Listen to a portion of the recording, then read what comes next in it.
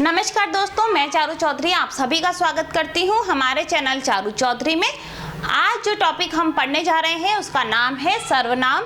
Hindi grammar में बहुत ही importance रखता है सर्वनाम। जो टॉपिक है बहुत ही इंपॉर्टेंट टॉपिक है। आप कोई भी कॉम्पिटिटिव एग्जाम की प्रिपरेशन कर रहे हैं, आजकल ज़्यादातर कॉम्पिटिटिव एग्जाम्स में सर्वनाम जो हिंदी ग्रामर है उसमें भी स्पेशली अगर हम सर्वनाम की बात करें तो बहुत सारे क्वेश्चंस पूछे जाते हैं। मेरे द्वारा कुछ वीडियोज़ ऐसी भी दी जाएंगी जिसमें सर्वनाम से रिलेटेड क्वेश्चंस पूछे गए होंगे लास्ट कुछ सालों में, चाहे वो बहुत तरह तरह के एग्जाम हैं, चाहे वो नेट का हो, SSC का हो, पटवारी हो, तो वो क्वेश्चन जो है वो भी मैं आपको कराऊंगी। पर अभी मैं सबसे पहले आपको समझाना चाहती हूँ सर्वनाम क्या है, सर्वनाम के प्रकार कितने हैं, और बाद में हम क्वेश्चंस पे चलेंगे कि कैसे क्वेश्चंस आ सकते हैं और वहां पे आप कैसे सही आंसर एग्जाम में देके आएंगे। दोस्तों, सर्वनाम समझने से पहले आप हमारे चैनल को सबसे पहले सब्सक्राइब कर लें ताकि मेरे द्वारा जो भी वीडियो आपको दी जाती हैं उनको आप नोटिफिकेशन के रूप में प्राप्त जरूर कर लें।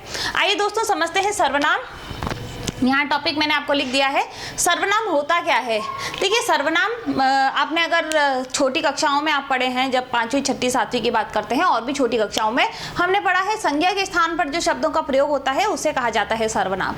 अभी यहाँ पे देखिए वो बात नहीं रही जो हम स्कूल में पढ़ते आए थे, क्योंकि अभी आप कॉम्पिटिटिव एग्जाम की प्रिपरेशन कर रहे हैं। कोई IAS बनना चाह रहा है, कोई PCS बनना चाह रहा है, कोई अलग अलग कैटेगरीज जो हैं उसमें जाना चाह रहे हैं, और आप जो है भविष्य में ये जो हमारा देश है उसको चलाने के कुछ अधिकारी बनना चाह रहे हैं। तो उसी तरीके के जो आप 4वीं 5वीं में पढ़ रहे थे सेम उसी तरीके के क्वेश्चंस नहीं आने वाले हैं, ये आपको ध्यान रखना है।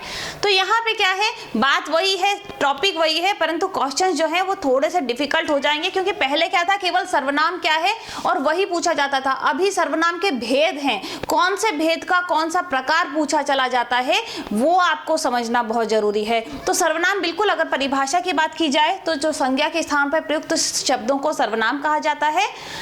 जैसे कि संज्ञा क्या हो गई, संज्ञा मैं आपको बताती हूँ। मान लीजिए राम वहां जाता है, ठीक है, राम जो है, मान लीजिए राम उदयपुर जाता है, फिर राम जो है नहाता है, फिर राम जो है खाना खाता है। तो हम बार बार तो ऐसा नहीं बोलेंगे कि राम उदयपुर गया, राम ने खाना खाया, राम ने गाना गाया, राम सो गया। तो हम क्या कहते हैं, राम उदयपुर गया, फिर वो सो गया, फिर उसने खाना खा लिया, तो हमने क्या किया, वह सो गया, उसने ये कर लिया। तो हमने राम के लिए ही अलग अलग शब्दों का प्रयोग किया, ठीक है। हम बार बार ऐसा नहीं कह रहे थे कि राम ने खाना खाया, राम ने गाना गाया। या आप खुद ही देख लीजिए, आप स्वयं को क्या कहती हैं। अगर मैं अपने बारे में बात करती हूँ कि मेरा नाम जैसे चारू है, तो मैं बार बार ऐसे नहीं कहूँगी कि चारू को अब भूख लगी है, चारू अब सोने जा रही है, चारू अब क्लास लेगी। बार बार ये नहीं कहते। हम क्या कहते हैं, अगर मैं अपने लिए कहना चाहती हूँ तो मैं क्या कहूँगी कि मुझे भूख लगी है, मैं उठ गई, मैं क्लास ले रही हूँ। तो ये सारी बातों में क्या, ये जो मैं है, मुझे है, ये सब क्या चीज़ें हैं, ये ही है सर्वनाम। मतलब हम कहीं पे हमने मूल जो किसी व्यक्ति का नाम ले लिया, किसी शहर का नाम ले लिया, किसी स्थान का नाम ले लिया, किसी वस्तु का नाम ले लिया, तो वहाँ पे क्या है, उसके स्थान पे हम जिन शब्दों को प्रयोग में लेते हैं उसे सर्वनाम कहा जाता है। जैसे कि, और मैं आपको उदाहरण दे देती हूँ ताकि आपको सर्वनाम बहुत अच्छे से समझ में आ जाए।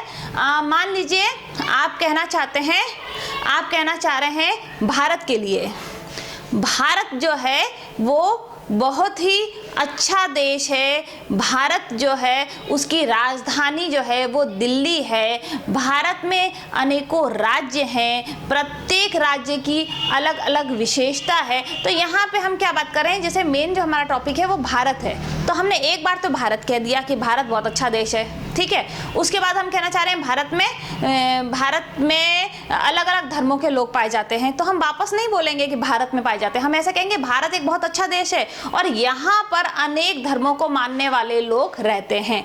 तो यहाँ पर जो है हमने भारत के लिए प्रयोग में लिया है। तो बार बार हम एक ही शब्द का प्रयोग न करके उसके स्थान पर जिन शब्दों को प्रयोग में लेते हैं उसे कहा जाता है सर्वनाम। उम्मीद करती हूँ कि अभी तक आप सर्वनाम क्या है ये समझ पाए होंगे। अगर नहीं भी समझ पाए हैं तो आप मुझे कमेंट बॉक्स में लिखिएगा, मैं और भी कोशिश करूंगी आपको इसको अच्छे से एक्सप्लेन करने की।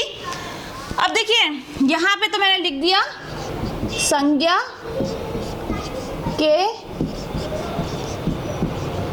स्थान पर प्रयुक्त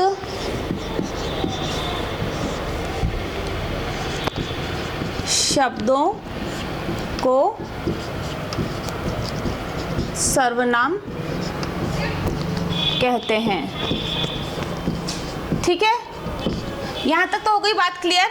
अभी देखिए, अभी हम थोड़ी सी बड़ी क्लासों में आ गए हैं। अभी हम वो छोटे बच्चों की तरह नहीं रहेंगे कि यहाँ पे पूछा जाए कि यहाँ पे राम खाना खाता है, वह गाना गाता है, वह जो है किसके लिए प्रयोग में लिया गया है, या फिर यहाँ पे सर्वनाम कौन सा है। ये थे बिल्कुल छोटी क्लास के स्टैंडर्ड के क्वेश्चन। अभी पूछे जाएंगे आपको यहाँ पे भेद से रिलेटेड, सर्वनाम के जो भेद हैं उनसे संबंधित प्रश्न पूछे जाएंगे। तो सर्वनाम के कुल कितने भेद हैं ये जानना भी बहुत आवश्यक है आपके लिए। टोटल 6 भेद हैं। पहला है पुरुष वाचक सर्वनाम। ठीक है, पुरुषवाचक सर्वनाम वो होता है जहां पे हम बात करते हैं कि किसी व्यक्ति की, चाहे वो मैं अपनी बात करूं या तुम्हारी बात करूं या उसकी बात करूं, यहाँ पे क्या है, हम किसी व्यक्ति का बोध होता है जिस सर्वनाम में, वो होता है पुरुषवाचक सर्वनाम। व्यक्ति का बोध क्या होगा, या तो किसी स्त्री का होगा या पुरुष का होगा, मतलब पुल्लिंग या स्त्रीलिंग इन दोनों में से ही किसी का होगा। तो यहाँ पे वो होता है पुरुषवाचक सर्वनाम। और पुरुषवाचक सर्वनाम जो है वो केवल अकेला नहीं है, इसमें भी 3 भेद हैं। कौन कौन से भेद हैं देखिए।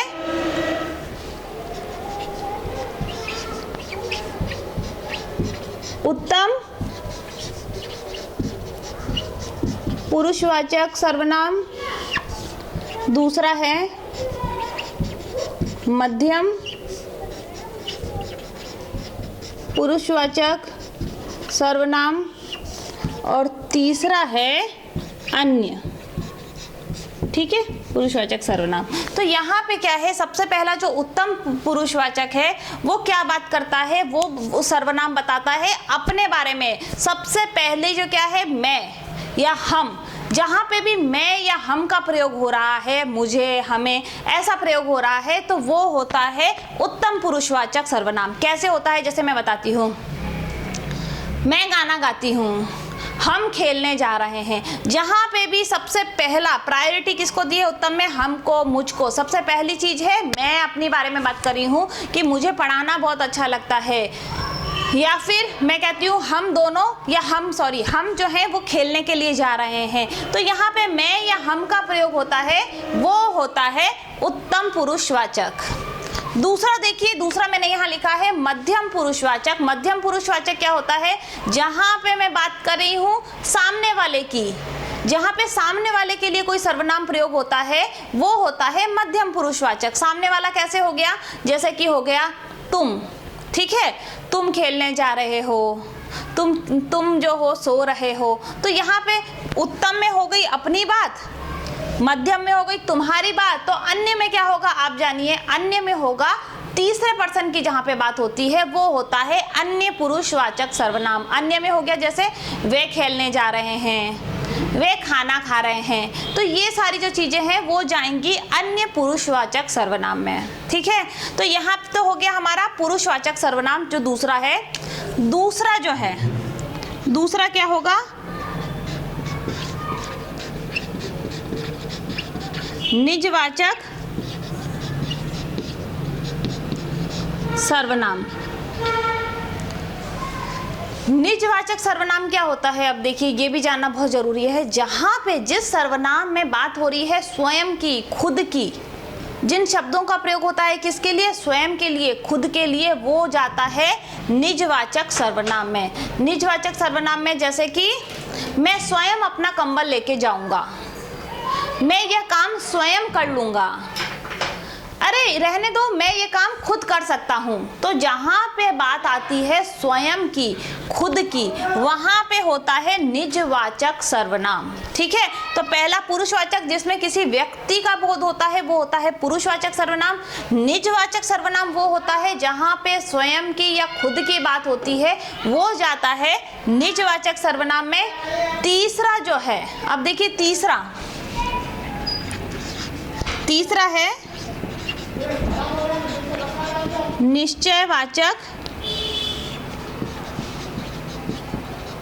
सर्वनाम। निश्चयवाचक सर्वनाम क्या होता है? देखिए, निश्चयवाचक में जहाँ पे हमको किसी व्यक्ति, वस्तु, स्थान के का बोध होता है, मतलब निश्चय हमको पता है। जैसे कि कैसा निश्चय हमको पता होता है कि कौन, यह पुस्तक मेरी है, मुझे पता है कि पुस्तक इसकी है, कंफर्म है कि ये पुस्तक मेरी है। यह मोटरसाइकिल तुम्हारी है, तो मुझे यहाँ पे पता है कि ये किसकी है मोटरसाइकिल। जहाँ पे हमको किसी वस्तु का या स्थान का या किसी व्यक्ति का हमको निश्चित रूप से पता होता है कि किसके बारे में बात की जा रही है, वो होता है निश्चयवाचक सर्वनाम। यहाँ पे आपको कंफ्यूज नहीं होना है। आपको और भी बहुत सारे क्वेश्चंस मैं करवाऊंगी, कुछ वीडियोस अपलोड करूंगी। जब आप वो करेंगे तो आपको और भी ज़्यादा क्लियर हो जाएगा। तो यहाँ पे क्या है, निश्चयवाचक में हमको पता होता है यह मार्कर मेरा है, मतलब मेरे को पता है कि ये किसका है। ऐसा नहीं है कि मुझे नहीं पता। ठीक है, चौथा देखिए,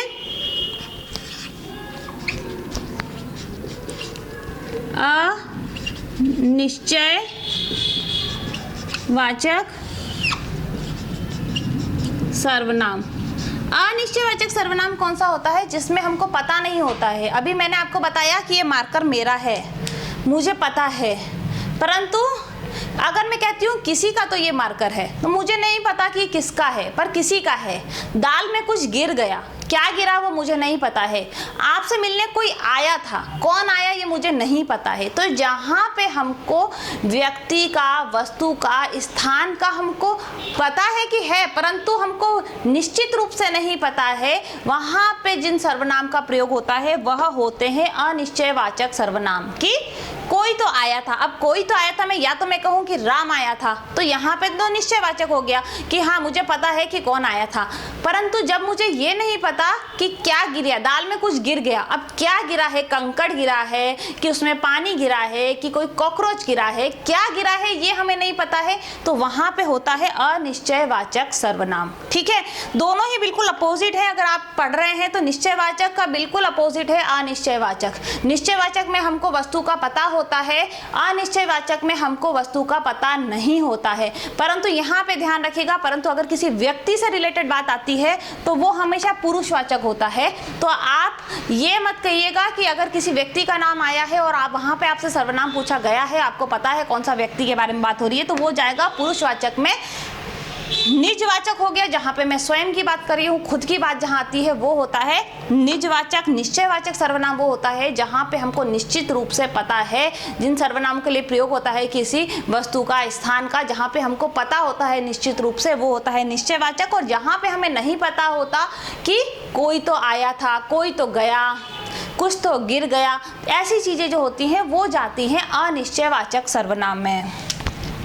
पांचवा जो है वो है प्रश्नवाचक।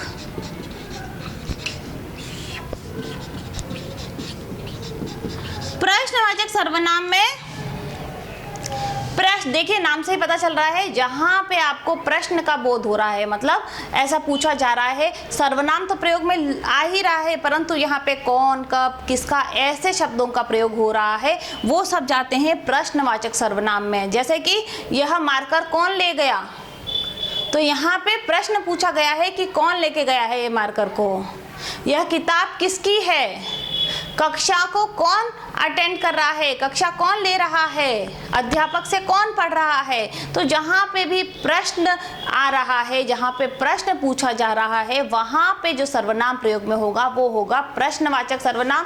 और अंतिम जो हमारा सर्वनाम है वो है संबंधवाचक।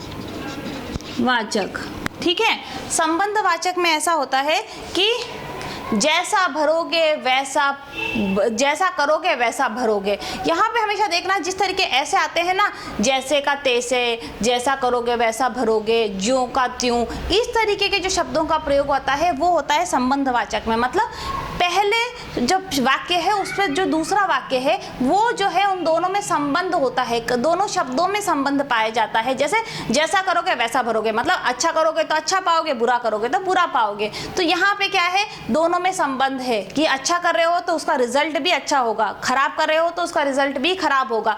तो यहाँ पे होता है संबंधवाचक। कुल ये जो 6 सर्वनाम है बहुत ही सिंपल है। कुछ क्वेश्चंस कराए जाएंगे मेरे द्वारा, आपको और भी ज्यादा क्लियर हो जाएगा। यहाँ पे देख लीजिए सर्वनाम क्या है? मैंने आपको बताया है कि संज्ञा के स्थान पर प्रयुक्त शब्दों को सर्वनाम कहा जाता है। सर्वनाम के 6 भेद होते हैं, ये भी आपको पता होना चाहिए। पुरुषवाचक, दूसरा हो गया निजवाचक, तीसरा है निश्चयवाचक, चौथा है अनिश्चयवाचक, पांचवा है प्रश्नवाचक और छठा है संबंधवाचक। बहुत ही सिंपल है, आपको और भी प्रश्न कराए जाएंगे। अभी भी आपको कोई डाउट है इस टॉपिक से रिलेटेड तो आप मुझे कमेंट बॉक्स में पूछ सकते हैं, आप मुझे मेल कर सकते हैं charusingh489@gmail.com मेरी जो ईमेल आईडी है। आप चाहें तो हमारा टेलीग्राम ग्रुप जो है उसको ज्वाइन कर सकते हैं जिसका नाम है चारू ऑनलाइन स्टडी। अगर आपको ये वीडियो पसंद आई है तो आप हमारे चैनल को लाइक कर सकते हैं, शेयर कर सकते हैं, सब्सक्राइब कर सकते हैं। बहुत बहुत धन्यवाद।